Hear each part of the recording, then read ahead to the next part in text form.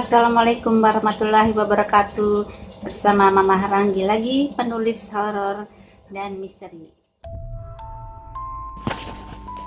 Kali ini janji Mama akan dipenuhi membahas tentang Banaspati. Pastikan kalian sebelum berkomentar tonton dulu sampai habis supaya tidak gagal paham dan supaya mengerti apa yang Mama maksud, supaya paham kesimpulan dari Mama ya. Sekarang Mama akan membacakan dulu versi dari Suwarnews Blogspot dari anak. Asal usul tentang Banaspati ini ya. Kalian bisa dengarkan baik-baik.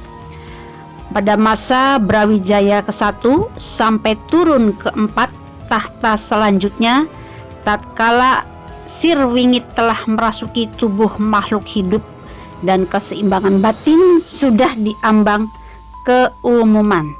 Jadi saat itulah kesaktian bentuk ilmu bagian dari kehidupan manusia hingga suatu keterbatasan tidak lagi menjadi penghalang. Terciptalah zaman di mana manusia dan makhluk tak kasat mata saling berkomunikasi secara bebas. Wahyu ning zaman para dewa menjadikan masa kala itu disebut kejawen atau Jawi yang mengedepankan makna keluhuran bagi umat manusia. Ini versi dari Blogspot yang Mama kutip dari sejak awal ya. Jadi perjalanan Pulau Jawa sejak zaman Sang Hyang Bangau sebelum masa Wali Songo, seluruh peradaban manusia pada masa itu terjadi menjadi 3 golongan: manusia, lelembut, dan siluman dari bangsa Sleman. Dari seluruh golongan ini akhirnya terpecah menjadi bagian, yaitu aliran putih dan aliran hitam. Kisah terbaginya golongan ini pada akhirnya mendatangkan peperangan hingga turun sampai ke zaman di mana Wali Songo dilahirkan. Nama dari sekian banyaknya para tokoh sakti beraliran hitam kala itu Setan Kober, sosok setengah siluman yang banyak membawa risalah pertumpahan darah bagi seluruh umat manusia. Kalian pasti pernah dengar ya apa itu Setan Kober. Next Mama akan membahas tentang Setan Kober ini. Setan Kober nama yang sangat melegendaris bagi seluruh aliran hitam sejak kerajaan Majapahit pertama didirikan. Bercerita tentang ilmu kesaktian, beliau pernah terkalahkan oleh siapapun juga pada masa kejayaannya. Setan Kober telah menunjukkan pada dunia bahwa dirinya pernah menjabat sebagai guru besar 7 aliran sekaligus selama 473 tahun lamanya. Sangat lama sekali ya, 473 tahun. Di antara aliran yang dimaksud adalah bangsa manusia, lelembut dari alam laut, bangsa jin segala penjuru alam, bangsa Togog dari zaman Purwacarita, bangsa siluman Sleman, bangsa perkayang bumi lapis 3, dan bangsa Ngahyang. Cerita ini pernah Mama dengar juga dari Mbah Akung ya. Baik, Mama lanjutkan. Asal usul Setan Kober terlahir dari seorang Banaspati Agung di zaman Purwacarita 10 bernama Raja Lautan, berasal dari keturunan siluman Sleman atau bangsa api. Dari hikayat yang ada, Raja Lautan pernah dikalahkan 1 kali dalam hidupnya oleh Nabiullah Khidir alaihi salam di masa kejayaan Alexandria Agung. Sebuah kontemplasi yang misteri lakukan, ternyata Setan Kober mempunyai tempat tinggal selayaknya manusia pada umumnya, yaitu di dalam lautan, di dalam hutan Panji, maksud Mama ya, yaitu di dalam hutan Panji di daerah perbatasan antara Cibogo, Benda Kerep, dan pemahaman ini pernah juga tersirat dalam bukunya Raden Ajeng Suladiningrat ke-10 yang berjudul Babat Tanah Cirebon.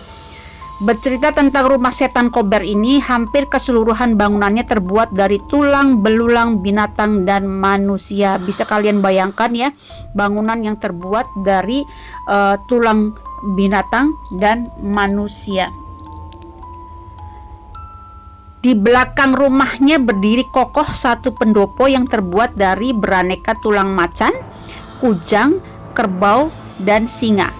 Kesehariannya beliau lebih banyak menghabiskan waktunya di pendopo untuk mengajarkan beragam ilmu kepada muridnya yang berasal dari beragam golongan, dan bila waktu senggang beliau banyak mengarahkan waktunya untuk menciptakan bilahan keris sakti mandraguna, dan keris buatannya sampai kini masih banyak dimiliki sebagai ahlul batin.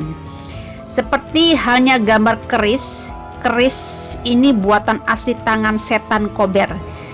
Jadi setan Kober ini beliau berikan pada Pangeran Arya Panangsang sebelum dia terbunuh oleh Jaka Tingkir, dan pada perang gerilya Indonesia lewat sebuah khawatir akhirnya keris ini diberikan kepada Pangeran Diponegoro dan baru muncul kembali setelah sekian lama menghilang di tahun 2007.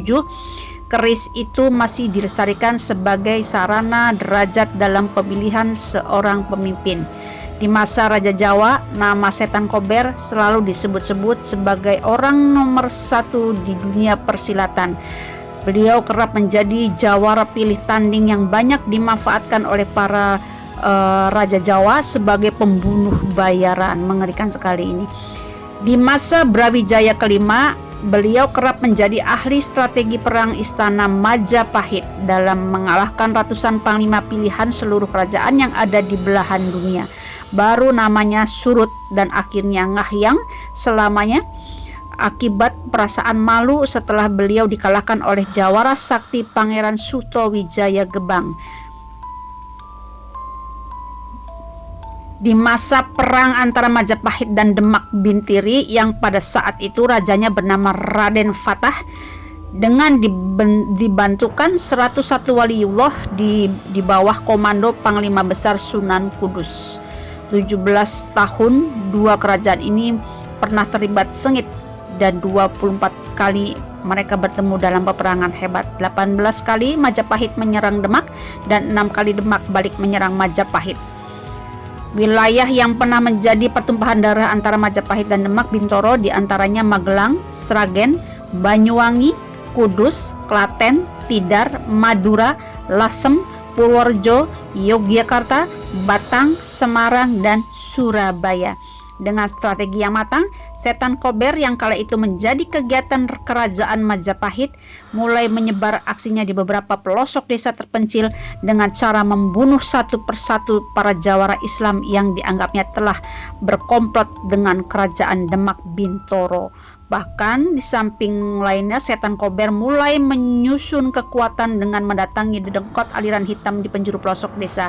Di antara nama aliran hitam yang pernah bergabung dengannya yaitu Pangeran Tegak Palimanan, Pangeran Telaga Herang, Pangeran Ucuk Umum Banten, Pangeran Lodaya Indramayu sebelum masuk Islam, Pangeran Sambernyawa dari daerah Cucimanah, Pangeran Kebokinabrang dari Gunung Tangkuban Perahu, Ki Gede Jalu dari Brebes, Ki Gede Kapetakan, Ki Gede Lewi Muni, Ki Gede Tegal Gubug sebelum masuk Islam, Ki Gede Purbalanang, siluman air dari daerah Gunung Tidar Jateng, Ki Janggalawesi dari siluman Salaman, dan lainnya pada perang ke-17.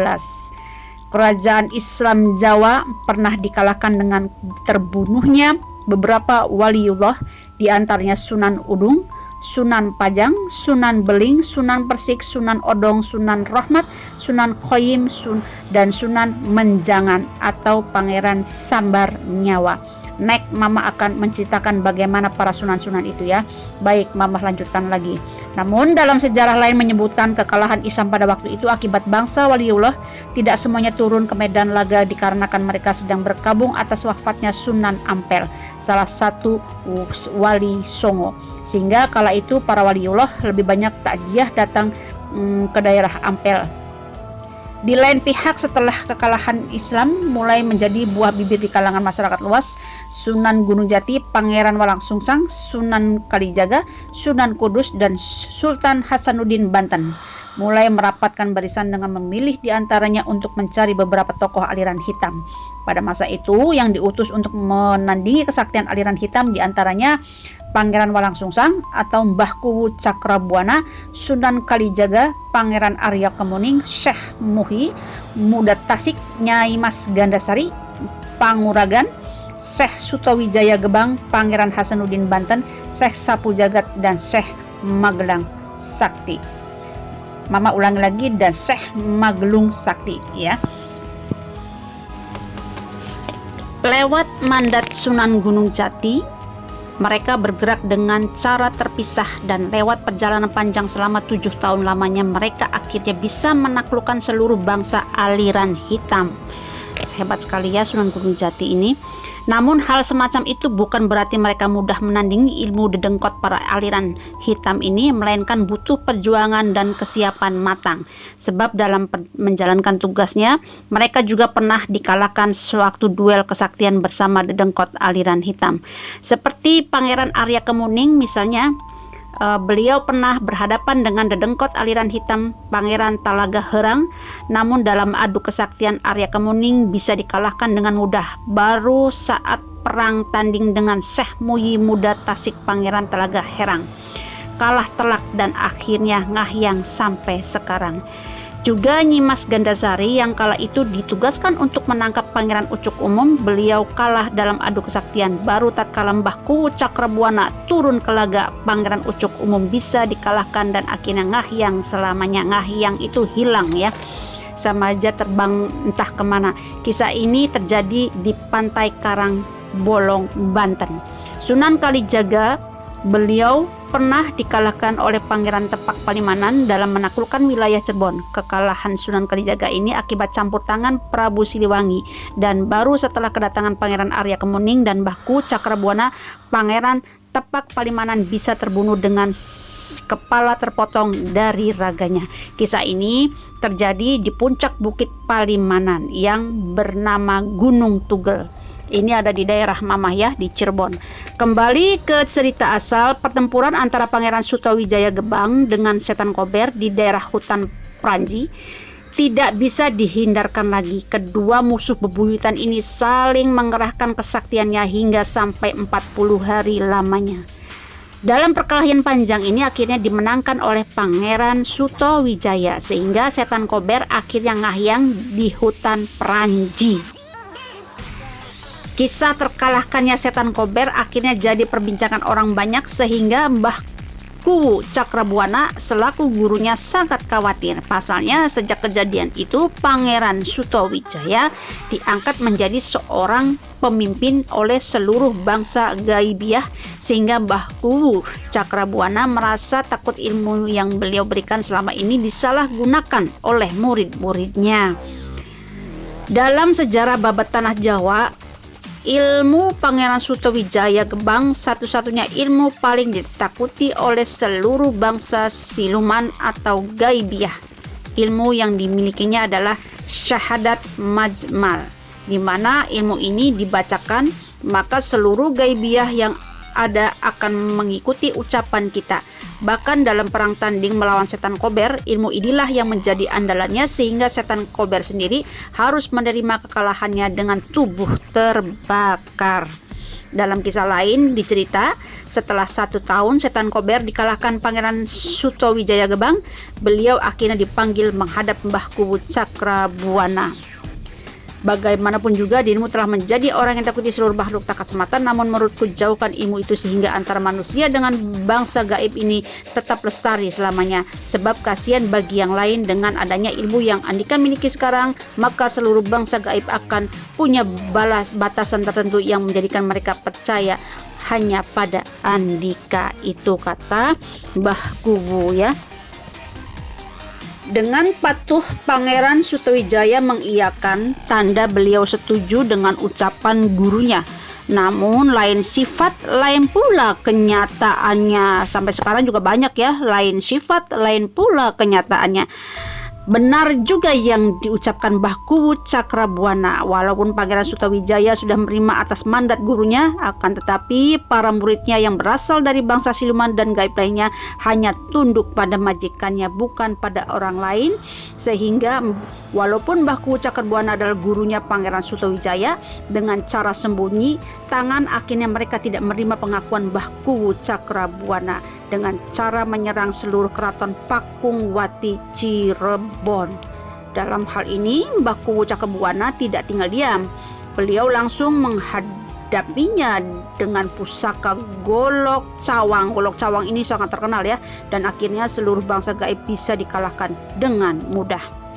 Dengan kejadian ini Mbah Kuwu Cakrabuana akhirnya menciptakan satu ilmu tandingan, yaitu Kuto Kosot yang bertajuk Setan Jin Perkayang Dedemit Lelembut dan lainnya akan tunduk atas namaku. Dan sebelum kisah ini berakhir, ada baiknya kita semua tahu bahwa walaupun setan Kober telah ngayang selamanya, namun beliau telah mempunyai satu putra sebagai generasi penerusnya, yaitu Banaspati, yang kini masih menjadi pro kontra khalayak ahli batin ya. Jadi keturunan dari setan Kober ini ternyata Banaspati. Sekali lagi Mamah ulangi, keturunan dari setan Kober yang telah ngayang selamanya mempunyai satu putra bernama Banaspati. Jadi Banaspati ini ternyata putra dari setan Kober. Sekarang Mama akan menerangkan yang dikutip dari sendekala.com. Jadi menurut berita itu, hantu Banaspati berasal dari bangsa jin yang sering menampakkan diri pada manusia, namun juga bisa dipelihara untuk keperluan tertentu seperti santet dan teluh atau untuk mengganggu orang lain. Istilah Banaspati adalah sebutan untuk sejenis hantu yang memiliki wujud seperti api yang menyala dan berelemen utama api. Bentuknya bisa berwujud menyerupai bola api dan juga bisa seperti manusia yang sedang terbakar, dan juga ada yang mengatakan seperti tengkorak api seperti pada film Ghost Rider, atau ada juga api yang berbentuk angin yang berpusar ya. Intinya adalah jin itu kan terbuat dari api. Udah, next ya, Mama teruskan dulu. Menurut mitos yang orang dahulu yakini, hantu ini biasanya terbang rendah dari satu tempat ke tempat yang lain dan suka terlihat melintas di atas rumah dengan berwujud seperti bola api. Konon dikabarkan juga hantu ini senang menyerang manusia dan membakarnya. Hantu ini berasal dari kepercayaan masyarakat tanah Jawa dan dikenal dari mulut ke mulut dan turun-menurun hingga sekarang. Selain dari bentuk penampakan, ternyata ada 3 jenis hantu Banaspati yang sering diceritakan orang dan menjadi misteri hingga saat ini. Antaranya 1. Banaspati Geni. Banaspati Geni api adalah Banaspati yang bersenyawa dengan udara. Maka udara adalah sumber kekuatan utamanya. Apabila seseorang bertemu dengan Banaspati Geni dan dia takut, maka semakin dia merasa takut, semakin besar pula kekuatan Banaspati Geni dengan mengambil energi udara di antara orang yang takut untuk membuatnya menjadi api yang berkobar-kobar dan tidak segan-segan menyerang dan mengejar apabila orang tersebut berlari untuk menghindar karena ketakutan. Banaspati Tanah Liat. Yang kedua adalah Banaspati Tanah Liat. Konon Banaspati jenis ini suka bersembunyi di hutan dan dikabarkan juga senang memangsa korbannya dengan cara menghisap darahnya sampai habis. Korban yang diincar adalah orang-orang yang tidak menampakkan tubuhnya dengan tanah atau tidak langsung bersentuhan dengan bumi karena memakai alas kaki. Oleh karena itu, menurut mitos, jika Anda menjumpai Banaspati ini, cara untuk menyelamatkan diri adalah dengan melepaskan alas kaki, kemudian menampakkan di tanah langsung dan berdiri dengan diam. Yang ketiga adalah Banaspati Air. Jenis Banaspati air atau banyu ini menaklukkan targetnya yang sedang berada di dalam air dengan cara seolah korban tenggelam di dalam air, padahal sejatinya korban telah lebih dulu dihabisi darahnya sebelum akhirnya ditenggelamkan oleh Banaspati banyu. Banyu itu air ya. Untuk kelemahan Banaspati sendiri, konon berdasarkan sesepuh zaman dahulu mengatakan bahwa Banaspati tidak bisa mendekati orang yang bersentuhan dengan tanah secara langsung. Selain itu juga orang yang hafal bacaan ayat kursi dan rajin beribadah. Itu adalah kutipan dari dua kabar berita yang ada di medsos. Sekarang tinggal Mama sendiri dari versi kesimpulan Mama ya. Kita simak cekidot. Jangan lupa dulu subscribe dulu, like, komentar di akhir setelah kalian sudah menonton video Mama secara lengkap. Jangan dipotong supaya kalian paham dan mengerti ya. Kalau menurut Mama, yang namanya jin, setan itu sebenarnya pekerjaan yang paling utama dari jin dan setan ini adalah menggoda, menghasut pikiran manusia supaya sesat. Adapun jika ada jin atau setan-setan yang bisa dikenal sakti, biasanya didahului dengan seseorang yang mengendalikan setan tersebut ya. Itu catat. Yang kedua, namanya jenis setan atau jin Banaspati, apakah ada atau tidak, wallahu alam.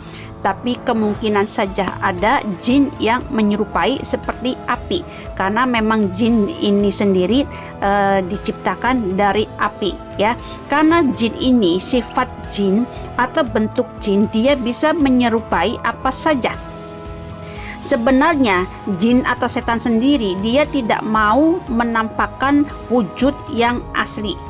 Dia biasanya hanya meniru wujud-wujud yang dia inginkan. Misalkan dia berwujud seperti wajah seseorang atau hewan atau apa saja ya. Sebenarnya jin dan setan juga memiliki kelemahan. Tidak hanya memiliki kesaktian yang mereka miliki pada zaman dulu ataupun sekarang. Biasanya setan atau jin Banaspati ini sangat jarang sekali ada di area seperti pemukiman warga yang sangat padat. Biasanya jin seperti ini munculnya ada di tengah hutan, kadang di perairan atau sungai atau laut. Dan itu jarang sekali kita temukan, terkecuali kita benar-benar tidak sengaja bertemu dengan yang namanya jin yang disebut Banaspati ini ya. Untuk Mama pribadi sendiri mengenali jin setan Banaspati ini, tidak pernah tahu apakah itu Banaspati ataukah tidak. Mama selama melihat jin atau bentuk yang menyerupai apa saja, tidak pernah betah dilihat. Biasanya mereka langsung menghilang ketika Mama membaca doa ya. Karena siapapun, kita manusia atau jin sendiri, jin tidak pernah mau dilihat manusia, dan manusia sendiri tentunya kita semua juga sebenarnya tidak ingin melihat jin ya. Siapapun tidak ingin melihat jin. Adapun kalau misalkan ada explore atau uji nyali, itu hanya ingin mengenalkan apakah ada keberadaan makhluk gaib di sekitar kita. Itu ya, catat. Biasanya yang tipe-tipe model jin yang menyerupai seperti bola api, Mama lebih setuju kepada bahwa sosok bola api atau jin yang berbentuk api ini biasanya dikendalikan manusia yang ingin menyakiti seseorang. Itu benar, karena biasanya media santet itu ketika dia meluncurkan ke target biasanya seperti berbentuk bola api. Ketika menyentuh rumah biasanya ada suara ledakan-ledakan kecil, biasanya seperti itu ya. Tapi tidak semua santet selalu versi sama adanya seperti bola api, tidak selalu seperti itu. Nah, kemudian apakah kita harus takut kepada jin Banaspati ini? Tentu saja jangan. Sekali lagi, selama kita selalu mengamalkan doa-doa setiap hari ya, ibadah dikerjakan, Zikir dikerjakan, hafalan surat juga kalau bisa dihafalkan, minimal surat-surat pendek kita hafalkan. Ketika kita bertemu dengan jin atau tidak sengaja bertemu dengan jin, kita bisa mengamalkan surat-surat yang bisa kita baca ya. Ayat kursi salah satunya adalah contoh surat yang sangat pendek yang bisa kita andalkan untuk menghalau jin atau setan, atau surat An-Nas juga bisa, surat Al-Falaq juga bisa. Apakah benar Banaspati ini tidak bisa menyentuh orang yang tidak memakai alas kaki? Kalau menurut Mama, semua jin mungkin bisa menyakiti manusia, tetapi jin ini tidak pernah takut kepada manusia. Dari zaman Adam yang namanya jin itu tidak pernah takut biasanya kepada manusia yang ketakutan. Jin ini takut kepada manusia yang seperti apa? Jin ini sangat takut kepada manusia yang sangat takut kepada Allah, manusia yang benar-benar hatinya bersih, manusia benar-benar taat beribadah, tak tawakal, dan benar-benar bisa membaca surat-surat Allah atau ayat-ayat Allah. Ketika bertemu dengan jin pasti akan ngacir. Kenapa zaman dulu sangat sakti bisa mengalahkan siluman, raja jin atau apapun? Karena memang zaman-zaman dahulu, apalagi para waliullah, wali songo memang mempunyai kesaktian tersendiri, dan kesaktian itu bukan kesaktian dia ilmu kebatinan atau apa, tapi kesaktian yang benar-benar lahir dari jiwanya, dari hatinya, yang diberi karomah dari Allah Subhanahu wa Ta'ala. Jadi manusia pilihan yang diberikan Allah karomah, sehingga ketika menghadapi musuh, para waliullah ini benar-benar sekali ucapan ayat-ayat yang dibacakan pastinya bisa membuat setan kalah atau setan kabur ya, atau setan mati itu ya. Jadi mulai sekarang yang paling utama bagi kita adalah satu, jangan pernah takut kepada jin, jangan pernah takut kepada setan. Jin dan setan ini kerjaannya memang sangat menghasut manusia, sangat menyesatkan, dan sangat pintar dengan tipu daya. Apa yang harus kita lakukan? Yang kita lakukan adalah ibadah terus kepada Allah. Yang kita lakukan adalah tetap hanya takut kepada Allah, karena dengan kita hanya takut kepada Allah, insya Allah kita tidak akan pernah takut kepada jin ataupun setan ya. Karena yang namanya jin dan setan dimanapun kita berada, dia pasti ada. Karena namanya jin ini beranak pinak ya, tidak pernah musnah. Selama bumi ini masih berdiri, jin itu juga selalu ada di muka bumi ini. Jadi kalian jangan pernah takut, hanya takutlah kepada Allah. Next Mama akan membahas masalah misteri-misteri lainnya, cita-cita lainnya. Sekali lagi Mama ajak kalian, jangan pernah takut kepada setan atau jin. Berupaya kita selalu harus menghindari dan melindungi diri kita dari pengaruh setan yang terkutuk, dari pengaruh jin yang bisa menyesatkan pikiran kita. Jangan pernah berpikir kita ingin memerangi jin, jangan pernah berpikir kita ingin menaklukkan jin. Ketika jin itu tidak pernah mengganggu kita, biarkan saja. Kita tidak perlu mencari, kita tidak perlu meneror mereka. Kecuali jin itu mengganggu kita, kecuali jin itu benar-benar menyerang kita, barulah kita membentengi diri kita dengan doa. Salah satu doa sudah sering Mama ajarkan dari video-video sebelumnya. Minimal kalian bisa membaca surat pendek. Syukur-syukur kalian bisa menjadi penghafal Al-Quran. Insya Allah bagi kalian umat muslim, Mama doakan bagi yang bersungguh-sungguh ingin menghafal Al-Quran, mudah-mudahan kalian bisa dengan mudah menghafal karena ridha Allah ya. Amin ya robbal alamin. Doakan terus channel Mama berkembang dengan baik, bisa bermanfaat, bisa memberikan informasi yang benar-benar tidak menyesatkan. Mohon maaf jika ada kekurangan, mohon maaf jika tidak sempurna cara Mama menyampaikan, dan mohon maaf sekali lagi Mama belum bisa live sementara ini di rumah saja karena adanya wabah corona ini. Mudah-mudahan virus corona atau COVID-19 ini segera berlalu. Mudah-mudahan sebentar lagi, 7 hari lagi Ramadan akan datang. Kita semua diberikan kesehatan, diberikan rezeki, perlindungan dari Allah Subhanahu wa taala. Bagi yang sedang sakit mudah-mudahan cepat sembuh, amin ya robbal alamin ya. Kita sama-sama berdoa, mendoakan yang baik akan kembali ke kita lagi, kebaikan untuk kita ya. Jadi jangan pernah pelit mendoakan kebaikan untuk orang lain. Itu saja dulu dari Mama. Sekali lagi Mama mohon maaf jika ada salah kata, jika ada ketidaksempurnaan yang Mama sampaikan. Silakan kalian berkomentar, silakan kalian ingin request apa yang ingin Mama sampaikan lagi. Insya Allah akan Mama posting upload video selanjutnya. Jangan lupa subscribe, klik loncengnya supaya tidak pernah ketinggalan video Mama ya. Jika bermanfaat silakan share. Itu saja, terima kasih. Assalamualaikum warahmatullahi wabarakatuh.